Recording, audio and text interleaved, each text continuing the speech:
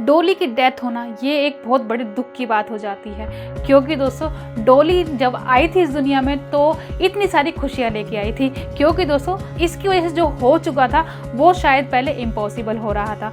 हाँ जी दोस्तों, डॉली जो है वो फर्स्ट मैमल थी जो कि क्लोन की गई थी और इसी की वजह से इतनी सारी सक्सेस भी मिली थी। इसलिए दोस्तों डॉली का इस दुनिया से जाना वो थोड़ा अच्छा नहीं लग रहा था, क्योंकि दोस्तों डॉली को बहुत प्यार दिया गया था और सबने ही बहुत सारा प्यार दिया था। उसकी जो सारी ज़िंदगी बीती है दोस्तों वो सारी ही लैब में ही बीती है और बहुत ज़्यादा वीआईपी ट्रीटमेंट के साथ बीती है। तो दोस्तों इतने सारे वीआईपी ट्रीटमेंट के बाद भी डॉली बहुत जल्दी मर जाती है। हाँ जी दोस्तों, उसका टाइम भी नहीं होता है और वो बहुत जल्दी मर जाती है। तो यहाँ पे सबसे बड़ा सवाल आ जाता है कि आखिरकार डॉली इस दुनिया से गई क्यों। और दोस्तों यहाँ पे सवाल ये भी आ जाता है कि क्या ये टेक्निक सेफ है, क्योंकि दोस्तों ये एक नॉर्मल एज नहीं लेके मरी थी, ये बहुत कम एज में मर गई थी। इसलिए दोस्तों यहाँ पे सवाल बहुत सारे उठ गए थे और यहाँ पे साइंटिस्ट थोड़े डर भी जाते हैं कि क्या हमारी जो रिसर्च है वो अच्छी नहीं हुई, क्या कहीं कमी रह गई है कि डॉली इतनी जल्दी चली गई। तो चलिए दोस्तों इसको थोड़ा सा और समझते हैं। तो नमस्कार दोस्तों, मैं हूं डॉक्टर वंदना और आज हम बात कर रहे हैं डॉली के ऊपर कि आखिरकार डॉली इस दुनिया से गई क्यों और कैसे गई। तो दोस्तों यहाँ पे अगर हम थोड़ी सी डॉली के बारे में बात करते हैं तो डॉली की लाइफ बहुत अच्छे से बीतती है। डॉली का जन्म होता है 1978 में और दोस्तों जब इसका जन्म होता है तो दोस्तों खुशियाँ ही आ जाती हैं।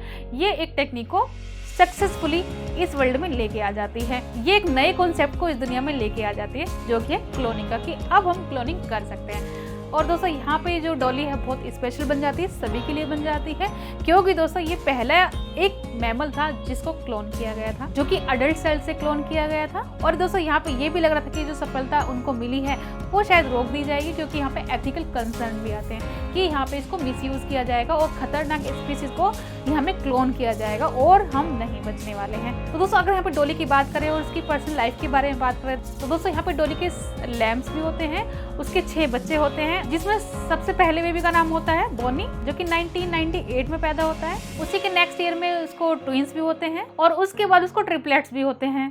तो दोस्तों डॉली की लाइफ बहुत अच्छी चल रही थी। तो दोस्तों अचानक से क्या होता है कि उसकी लाइफ में प्रॉब्लम आनी स्टार्ट हो जाती है और दोस्तों जैसे ही वो परेशानी में आती है और उसके बाद बहुत सारे सवाल भी उठने लग जाते हैं कि क्या ये टेक्निक सेफ है। तो दोस्तों डॉली को यहाँ पे ऑब्जर्व किया जा रहा था कि वो ठीक से नहीं चल पा रही है। उसके बाद दोस्तों उसका एक्सरे किया जाता है और एक्सरे में पता चलता है कि उसको तो अर्थराइटिस हो गया। जब इसको अर्थराइटिस हुआ तो बाकी सारे एनिमल्स की भी केयर स्टार्ट होने लगी कि एनिमल्स को भी अर्थराइटिस हो सकते हैं। और ये जो प्रॉब्लम हुई थी सन 2001 में उसको स्टार्ट हो जाती है। तो दोस्तों यहाँ पे थोड़ा आइडिया लगाया जा रहा था क्या डॉली को एजिंग हो रही है, क्योंकि दोस्तों अर्थराइटिस जो सिम्टम्स हैं वो तभी होते हैं जब जैसे जैसे एज होती है। तो दोस्तों यहाँ पे थोड़ा आइडिया लगाया जा रहा था कि शायद डॉली भी इतनी जल्दी एजिंग के कटघरे में आ चुकी है, उसको एजिंग होना स्टार्ट हो रही है, जबकि इस टाइम उसको एजिंग नहीं आनी है। तो दोस्तों यहाँ पे जो इसकी जो प्रॉब्लम हो रही थी, डॉली जो इतनी परेशान हो रही थी, बीमार हो चुकी थी, इसकी जो प्रॉब्लम है सॉल्व की जा चुकी होती है।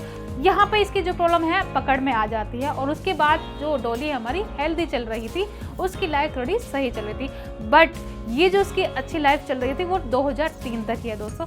उसके बाद दोस्तों अचानक से ही उसको बहुत बड़ी प्रॉब्लम हो जाती है, बहुत बड़ी डिजीज़ का सामना करना पड़ जाता है।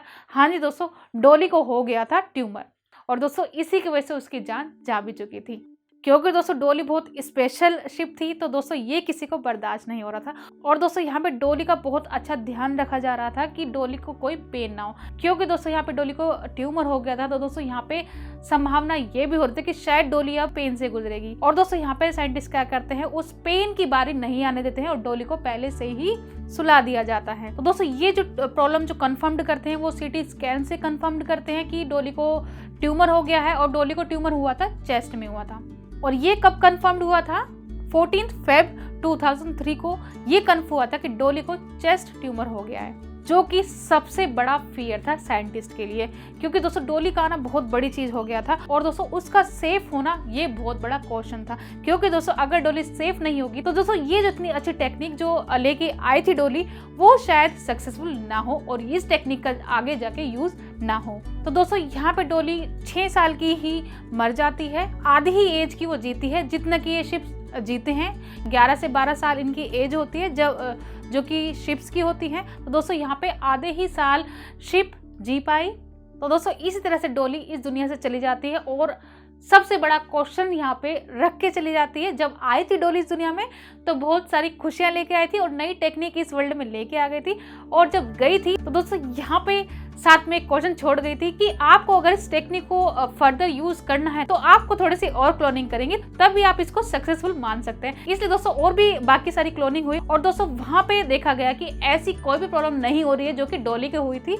ये सिंपल एक कॉन्सिक्वेंस है कि एकदम से डॉली को ट्यूमर हो जाता है, अर्थराइटिस हो जाता है, बाकी ऐसा कुछ भी नहीं है। क्योंकि दोस्तों जब बाकी सारी क्लोनिंग हुई थी वो सारी सेफ थी। जब ये सक्सेसफुल मान लिया गया तो दोस्तों बाकी सारी क्लोनिंग भी होने लगी, डॉग की होने लगी, कैट की होने लगी। तो दोस्तों बेशक डॉली की डेथ हो चुकी है बट दोस्तों वीआईपी ट्रीटमेंट उसका अभी भी मिला हुआ है। ये एक नेशनल म्यूजियम में लगा दी गई है। हाँ जी दोस्तों, डॉली आपको देखने को मिलेगी नेशनल म्यूजियम में और दुनिया उसको देखने के लिए आती भी है और वहां पे अब जाके आप डॉली को देख सकते हो, उससे मिलके भी आ सकते हो। तो चलिए दोस्तों आज का टॉपिक मैं यहीं पे समाप्त करती हूँ। वीडियो अच्छी लगी तो लाइक कर देना, अगर आप इस चैनल पर नए हैं तो प्लीज सब्सक्राइब भी कर देना।